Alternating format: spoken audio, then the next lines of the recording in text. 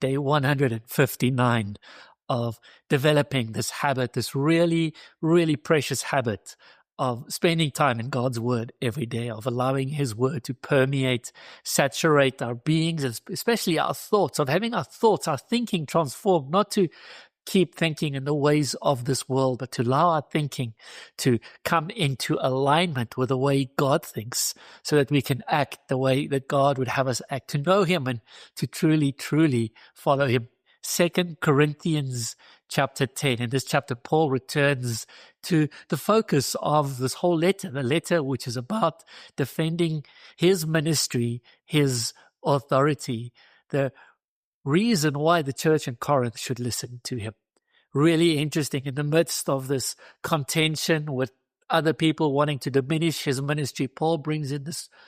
powerful truth about spiritual warfare. We see this throughout the Pauline letters, that he illustrates really powerful spiritual truths within the contexts of a specific moment. And here he speaks about the realities of powers and principalities, of the demonic and the angelic realm, within the context of defending his ministry, of people bringing accusations against him personally, who say that he walks in the flesh. And he says, even though he lives in the flesh, he doesn't minister according to the flesh, and the power of the Spirit, and entering into the Spirit which God leads him in. He also speaks about the folly of human comparison in ministry, how other people are commending one another and comparing themselves even to one another, different gifts.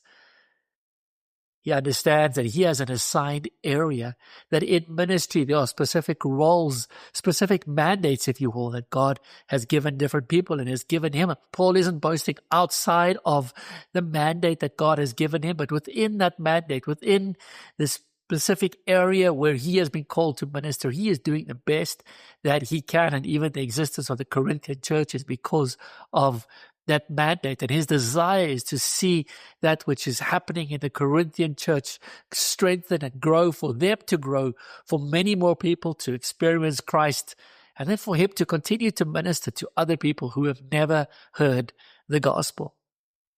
And as he does in all of these chapters, he ends bringing it back to Jesus, reminding us that it is not about what people say, that his ministry isn't commendable, his ministry isn't authoritative because other people say it is. What makes ministry lasting, what makes it authoritative, what makes it fruitful is because it is commended by God.